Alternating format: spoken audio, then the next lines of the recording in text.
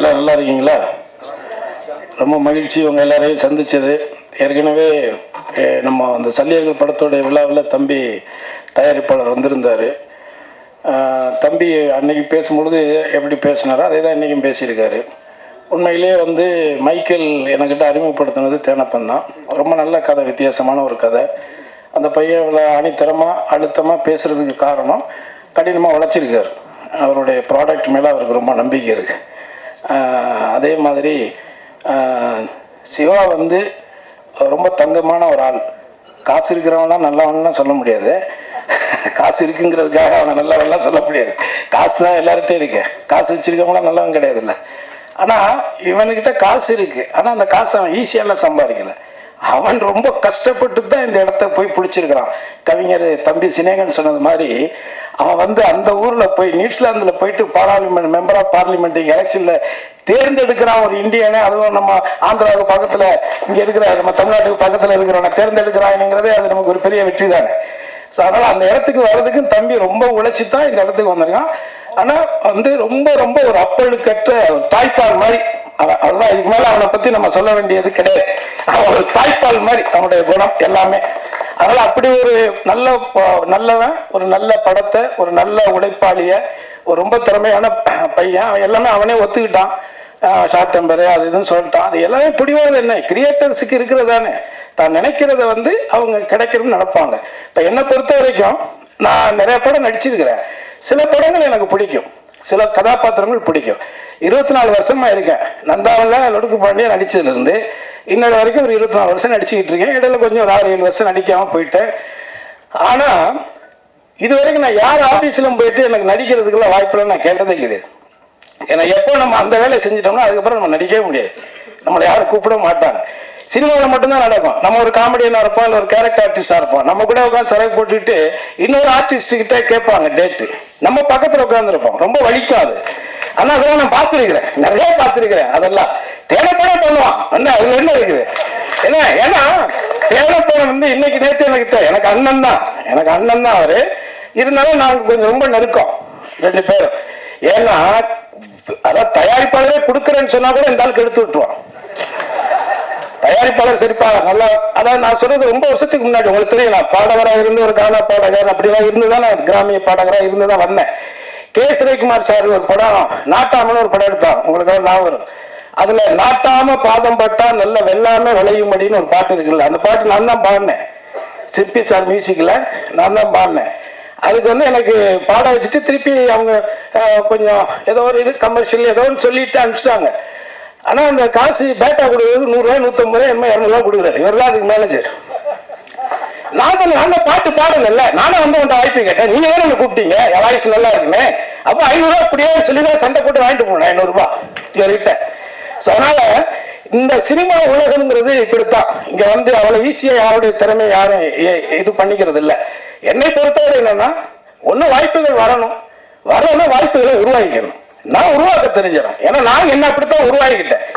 ஏன்னா இந்த விழாவில் இருக்கக்கூடிய இசையமைப்பாளர் ரகு இருக்காருல்ல, நாங்க ரொம்ப க்ளோஸ் நண்பர்கள்.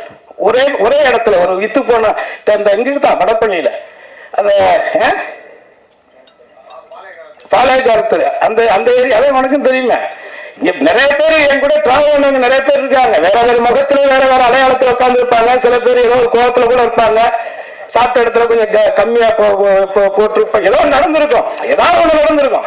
எதுவுமே இல்லாமலாம் இங்க இல்ல, பெரிய டிராவலிங் இருக்கு. 21 வருஷத்துல ஒரு பத்திரிகையில நல்லா என்ன எழுதலைங்கிறதுக்கெல்லாம் நான் சண்டையெல்லாம் போட்டிருக்கிறேன்.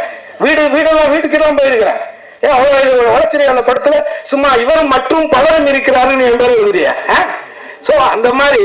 அதனால இதை எதுக்காக சொல்ல வரோம்னா, மைக்கேல் வந்து இந்த கதை வந்து இப்படித்தான் வரணும் அப்படிங்கிறத ரொம்ப ஆழமா நம்பி அதுக்கான கேமராமேன் அந்த தம்பி கூட இருக்கிற எல்லாருமே ரொம்ப கடினமா உழைச்சிருக்காங்க. குறிப்பா விமலை வந்து இந்த படத்துல கொஞ்சம் வித்தியாசமா நீங்க பாப்பீங்க எல்லாருமே, தமிழக ஆடியன்ஸ் எல்லாருமே.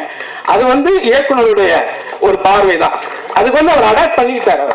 அவர் வந்து அவர் சொல்ற மாதிரி விமல் கூட இதான் முதல் படம். இன்னொன்னு எனக்கு ஒரு சின்ன சினிமாவில் சொல்ல அது எப்படியா எடுத்துக்குவாங்க, பரவாயில்ல நமக்கு தோன்ற சொல்லிடுவோம். எனக்கு சினிமாவில் இது வரைக்கும் நான் நடிச்சதுல முத எந்த ஹீரோ கூட நடிச்சாலும் அந்த படம் ஏதோ ஒரு கவனிக்கக்கூடிய படமா வரும். இது வரைக்கும் நடந்திருக்கு. எந்த படத்துலனாலும் எடுத்துக்கோங்க. நான் கடைசியாக நடிச்ச ஜிவி பிரகாஷ் கூட நடிச்ச படத்துல இருந்து அதெல்லாம் கூட நடிச்ச படம் யாரு கூட நான் முத நடிக்கிறேனோ அது இல்ல அஜித் சார் கூட நடிச்சா இருக்கட்டும், விஜய் கூட திருமலையில் நடிச்சதா இருக்கட்டும், இப்படி எந்த நடிகர்கள் கூட நான் முத போய் ஒர்க் பண்ணேன்னா அது எனக்கும் அந்த ப்ராஜெக்டுக்கும் ஒரு ஹெல்த்தியாக தான் அமைஞ்சிருக்கு இது வரைக்கும். இந்த படத்துல நான் எதுக்கு சொல்ல வந்தேன்னா, நான் எந்த அலுவலகத்துக்கும் போயெல்லாம் எனக்கு வாய்ப்பு கொடுங்க நான் கேட்டதே கிடையாது. ஆனால் ஒரு கதை கேட்டுட்டு அந்த கேரக்டர் நான் நடிப்பேன்னு நான் அதுக்குள்ள நிறைய யோசிச்சு ஆசைப்பட்டுட்டு அந்த கதையை என் பையன்கிட்டையும் சொல்லி என் ஒய்ஃப்கிட்டையும் சொல்லி சூப்பரான ஒரு கேரக்டர் கிரேஸ் அது கிடைச்சதுன்னா ஒரு நடிகனா நம்ம செத்ததுக்கு அப்புறம் 4 படம் காட்டுவாங்கல்ல, அது ஒரு படமா இது இருக்கு கிரேஸ் அப்படின்னு நான் என் ஒய்ஃப்கிட்டையும் என் பையன்கிட்டையும் நான் சொன்னேன். ஆனால் திடீர்னு பார்த்தா அதுல நான் இல்லை, திடீர்னு இல்லைட்டாங்க. ஒரு 1 வருஷம் டிராவல் பண்ணிட்டேன் நான். அந்த இதுல அந்த கொரோனாவில் அடிபட்டவன் தானே நானும். திண்டுக்கல்ல ஹோட்டல் ஆரம்பிச்சு அது 2 வீடுல போச்சு. அந்த கொரோனா டயத்துல தான். கொரோனாவில் இவன் மட்டும் பாதிக்கப்படலை, எல்லாருமே பாதிக்கப்பட்டான், உலகமே பாதிக்கப்பட்டுச்சு. ஆனா அதுல எனக்கு ஒரு நல்ல நடந்துச்சு. அந்த கொரோனா டயத்துல தான் இன்னைக்கு சிவகங்கை இருக்கிற தோட்டத்தை நான் உருவாங்கினேன். அங்கதான் உட்காந்து அந்த கதையும் தம்பிக்கிட்டே கேட்டேன். ஸோ அப்போ அந்த கதை திடீர்னு பார்த்தீங்கன்னா வேற ஒரு கம்பெனி, வேற ஒரு நடிகர் அப்படின்னு போயிடுச்சு. அப்போ என் பையன்கிட்ட மறுபடியும் சொன்னேன், ஆசைப்பட்டோம் கிடைக்கல. பட் ஆனால் ஒரு கதையில ஒரு கதாபாத்திரம் நம்ம தான் நடிக்கணும்னு விதி இருந்தால் அதை எவனாலையும் மாற்ற முடியாது. அது மட்டும் ஆணித்தரமான ஒரு உண்மை. அதே விஷயம் தான் இங்க இப்போ நான் சொல்றது விஷயம் வேற இருந்தாலும் கூட கான்பிடன்ட், நம்பிக்கை மட்டும்தான் வாழ்க்கை. என்ன அது நம்ம மேல நம்ம நம்பிக்கை வைக்கலன்னா அப்புறம் என்ன இருக்கு? அதனால என் பொண்டாட்டிகிட்ட சொல்லுவேன், இன்னும் வீடு கட்டல, நேற்று நடிகர்லாம் வீடு கட்டியிருக்காங்க, நீ இன்னும் வீடு கட்டல ஒன்றும் கட்டலன்னு சொல்லிட்டு இருக்கிறா. ஆனா அவன்கிட்ட நான் சொன்னேன், சாஸ்திரி பவன் கவர்னர் இருக்காருல, சாஸ்திரி பவன் கருணாசி மேல பட்டா மாறணும்னு விதி இருந்தா அது நடக்குங்கிறேன். அதனால நீ ஒண்ணு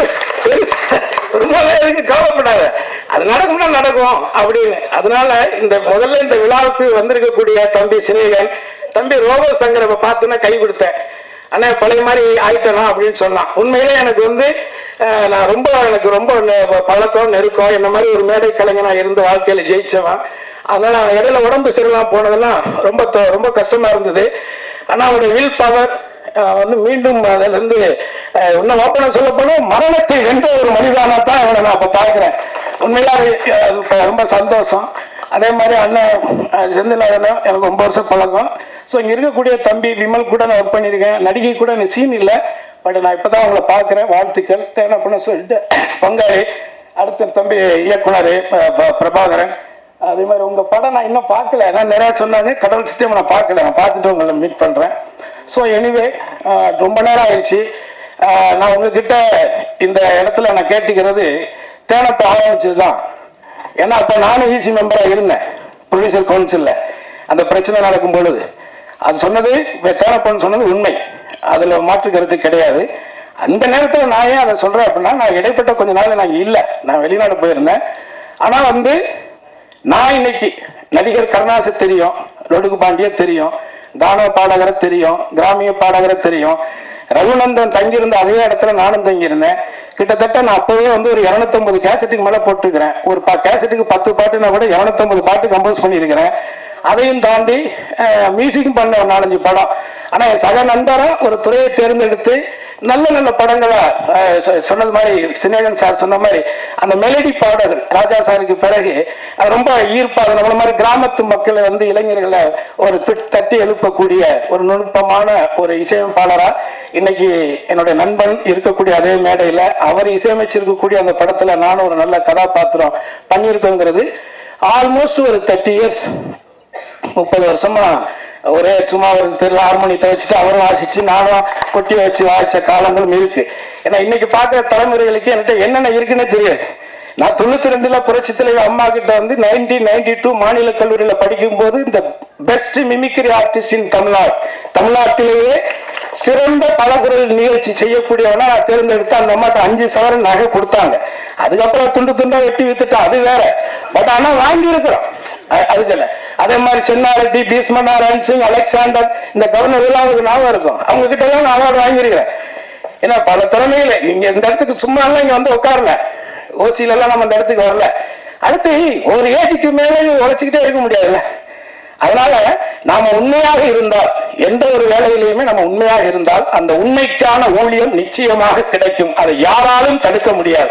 ஆக இந்த படத்துக்காக உண்மையா உழைச்சிருக்கக்கூடிய என்னுடைய தம்பி சிவா, அதே மாதிரி சுந்தர், அவன் ஆஸ்திரேலியாவில் இருக்கான், அவன் இங்க இருந்தாலும் அவனும் ஒரு அற்புதமான ஒரு பையன். நாங்க எல்லாருமே ஃப்ரெண்ட்ஸ். இப்ப இந்த கோவில் இருக்கான், என் தம்பி தான், மூத்தவன் தாமு இன்னைக்கு திருநெல்வேலி போயிருக்கான். ஸோ நாங்க எல்லாருமே இந்த படம் இங்க இருக்கக்கூடிய அவர் எப்படி இயக்குனருடைய நண்பர்கள் எல்லாரும் சொல்றாங்களோ, அவரை விட எனக்கு இங்க இருக்கிறவங்களும் நண்பர்கள், இங்க இருக்கக்கூடிய நீங்களும் எனக்கு நண்பர்கள். ஏன்னா என்ன கிட்ட எந்த ஒளிமுறையும் கிடையாதுங்கிறது உங்களுக்கு தெரியும். சில பேர் ஏதோ கதை சொல்லிக்கிட்டு இருக்கிறாங்க, அந்த கதைக்கு ஒரு முடிவுரை இருக்கு. அதையும் யாரும் இங்க அவ்வளவு ஈஸியாக விட்டுட்டுலாம் போக மாட்டான். நான் ஒரு 30-40 வருஷம் உழைச்சி கஷ்டப்பட்டு நான் வந்து உண்டி எந்திரிச்சு வந்து உட்காந்துருவேன். எவனோ ஒருத்தர் ரூமுக்குள்ள ஒரு கேமரா வச்சுக்கிட்டு என்ன வேணாலும் பேசுவான்னா அதெல்லாம் வேடிக்கை பார்த்துட்டு போற பேப்பையெல்லாம் நான் கிடையாது. அதை நீங்க மனசுல வச்சுக்கோங்க. யாரா இருந்தாலும் சரி, அவங்களுக்கு புரிய வேண்டியவங்களுக்கு புரியும். அதனால எதுக்கு இங்க வந்து நம்ம வந்து அவனுடைய உழைப்பை வந்து உன்னுடைய வைத்த பிழைக்கிறதுக்காக இன்னொருத்தருடைய உழைப்பை நீ சுரண்டி சாப்பிட நினைக்கிறத விட ஒரு கேவலம் எதுவுமே கிடையாது. இது யார் ஒருத்தரும் செய்யறவங்களும் நான் சொல்றேன், யார் இந்த தவறை செய்யறாங்களோ அவங்களுக்கு அது புரிஞ்சா போதும். ஆக இந்த 24 வருஷத்துல இந்த தமிழ் சினிமாவோட ஒரு பாடகா இந்த காலத்துல இருந்து ஆனந்த விகடன் பத்திரிகை உங்களுக்கு தெரியும். அந்த பத்திரிகையில நான் ஒரு பாப்பிசை பாடகனா இருக்கும்போது ஆகஸ்ட் 15 அன்னைக்கு அட்டை படத்துல என் படத்தை போட்டாங்க. சும்மா இந்த இடத்துக்கு நான் வரல, அதுக்காக சொல்றேன். அதனால இங்க இருக்கக்கூடிய எல்லாருமே திறமையானவர்கள். இந்த திறமையானவர்கள் அத்தனை பேரும் சேர்ந்து ஒரு நல்ல படைப்பை வந்து உருவாக்கி இருக்காங்க.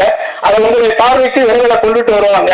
நீங்கள் பார்த்து உங்களுடைய கருத்துக்களை ஆணித்தரமாக இந்த உலகத்துக்கு உரைத்து மக்களை இந்த படத்தை பார்க்க திரும்பி பார்க்க வைக்க வேண்டிய வேலையை நீங்கள் செய்வீர்களானால் மேலும் பல மைக்கேல்கள் உருவாகுவார்கள், மேலும் பல படங்களை சிவா எடுப்பான் என்பதை உறுதி கூறி உங்களை அத்தனை பேரையும் சந்தித்து உங்களை பெருமை அடைந்து வாய்ப்புக்கு விடைபெறுகிறேன். நன்றி, வணக்கம்.